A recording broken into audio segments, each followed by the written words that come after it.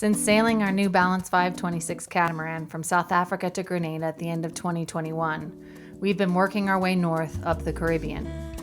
In the last episode, we had 3 great friends visiting while we explored Martinique and started to learn to wingfoil. After they left, we continued on and found another Caribbean jewel, St. Pierre.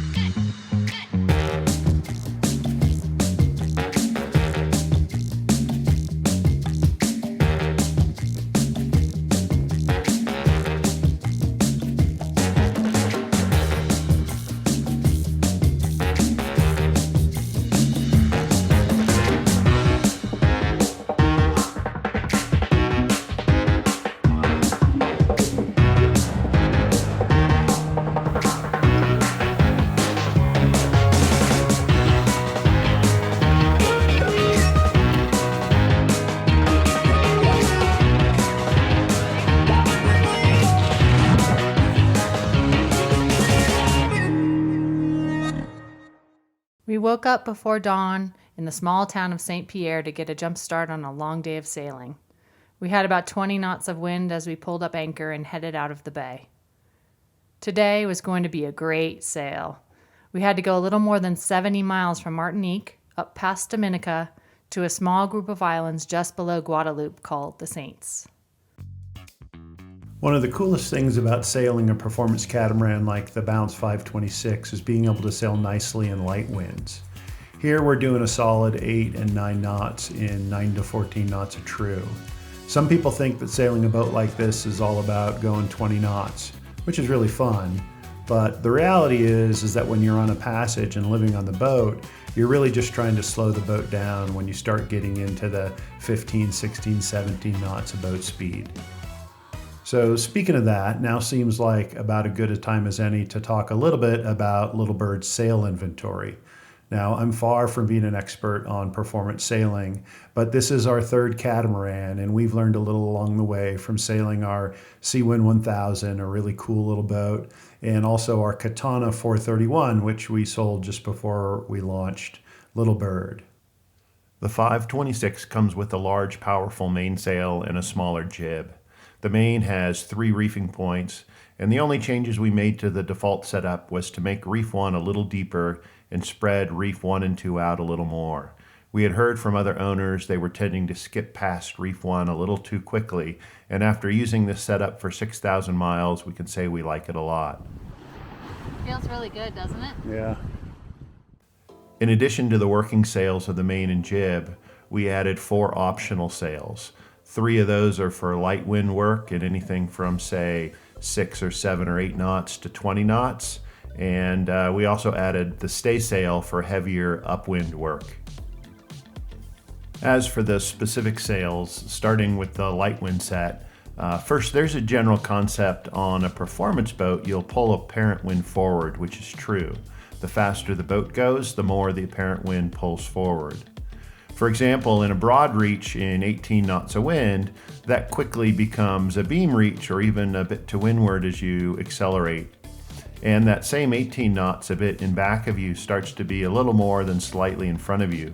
You really have to keep that in mind when you fly light wind sails on a faster catamaran, as that 18 knots of true can quickly approach 22 or 23 or 24 knots as you accelerate and draw apparent wind forward, which can put a little bit too much stress on the sails and rig. This concept leads to the use of slightly heavier Code Zero type sails on continuous line roller furlers out in front of the forestay.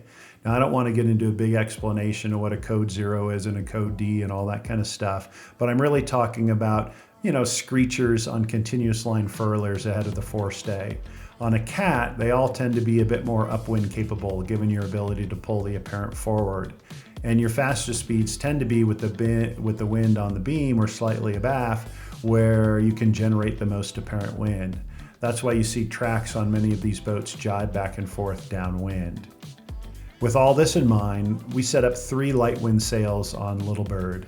The first is a 120 square meter downwind screecher that some could refer to as a Code D. It's lighter CZ30 sailcloth and can be used in winds up to 22 knots as long as you pay attention and steer down in the higher gusts to keep the apparent reasonable.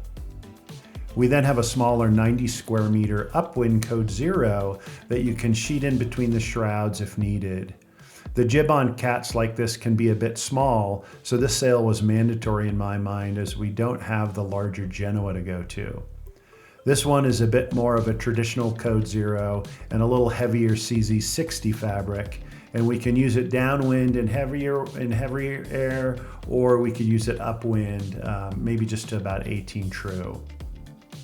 We then have a fairly heavy symmetrical spinnaker, something often referred to as a chicken chute, and a sail that we loved on our Katana. This is 180 square meters and great for downwind deliveries. They say you can leave it up in 30 knots of wind, but I hope to never find out. You don't always see symmetrical spinnakers on faster cats, as you can often do better on VMG by jibing back and forth downwind. But on long passages, the reality is that you often want to keep it easy on the crew and just truck on downwind. We use this sail a ton on the passage from South Africa to the Caribbean. In addition to these sails, we also have a stay sail with removable interstay that's great in stronger passages to windward, like between many of the Caribbean islands. It really helps keep the boat trimmed and reduce weather helm and strong winds by bringing the center of effort back closer to the mast. All the sails here were built by Ullman in Cape Town, and the Code Zeros use CZ fabric, and the main jib and stay sail are all their new performance cruising laminate called RDL from Dimension Polyant. And so far so good on all these sails, they've been holding up fine. But sometimes, even with a fast boat and a locker full of sails, you still need to roll them up and turn on the motor. The good news is, with the right mindset, those can be some enjoyable times as well. Kind of like this as we coasted along Dominica with barely any wind and glassy seas. As we pulled into the small group of islands that make up the Saints, we knew right away we were going to love it. It just had a great laid-back feel to it. The main town, Tierra de Haute, has a surprisingly large number of good restaurants, and we treated ourselves to a great dinner that last night. It would be a long time before we saw anything like this in the remote anchorages we plan to visit in the coming days. We got back to the boat just in time for the last of the sunset. There are a few passenger ferries that come from the larger surrounding islands, but once that last one leaves in the afternoon, the town gets super peaceful.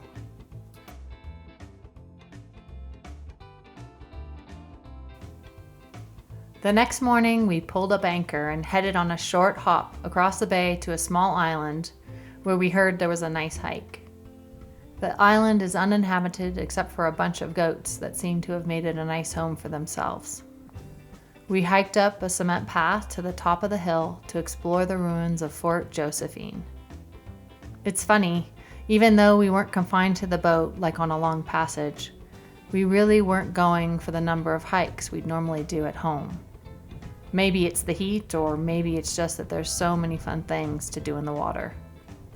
Our legs were definitely feeling it, that's for sure.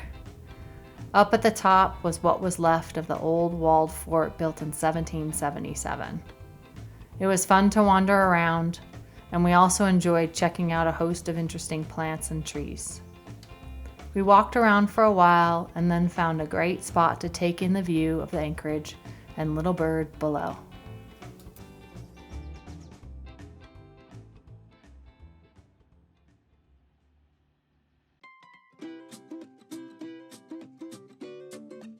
We also stumbled upon the much more recent ruins of a small hotel that was abandoned, presumably after one of the hurricanes. The goats had taken up full occupancy. The rooms were super cool to explore, and it seems like it would have been a very special, secluded spot for a quiet vacation.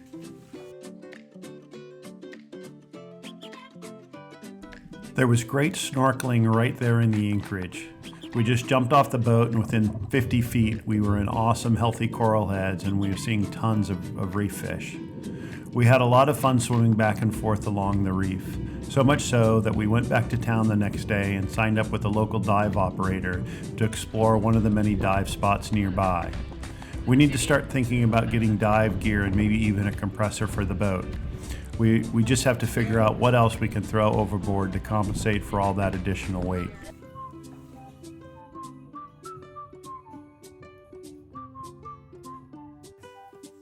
The Saints ended up being one of our favorite anchorages so far in the Caribbean. We spent the last night enjoying a great sunset and got up at a reasonable time the next morning for a few hours of sailing midway up Guadalupe to Pigeon Island. The wind was perfect and we made quick time working our way past a small group of boats going the same direction, but I'm not competitive or anything. Pigeon Bay and the islands are comprised of a small town and one of our favorite snorkeling spots, the Cousteau Underwater Reserve. Even with all the tour boats and dive operators putting people in the water, the underwater experience was awesome. We took the dinghy across the bay early in the morning and got the main dive site at Pigeon Island all to ourselves. The water was super clear, the coral was healthy, and the fish were plentiful. The only issue were the small jellyfish floating in the thin cut between the islands that made exploring there off limits. As you can probably tell from the video, we're not super experienced free divers, but are getting a little deeper with each dive. But practice makes perfect. We're also doing our best to cross-train and have started to swim laps around the boat or along the shoreline for exercise. After enjoying Pigeon Island and the other nearby town of Deschamps, it was time to get moving farther north. We packed up the snorkel gear and sailed the 40-odd miles from Guadalupe to the country of Antigua and Barbuda. The wind had a little more south in it for this passage, and we had a great broad reach across the channel. We couldn't get Tiff off the helm, and she was really trying to keep the speed up over 10 knots. Tiffy likes to drive. I like to drive. This thing's fun to drive. Little bird likes to fly. We needed to check in at English Harbor, but quickly set out again to the remote anchorage at Green Island. But more on that next time.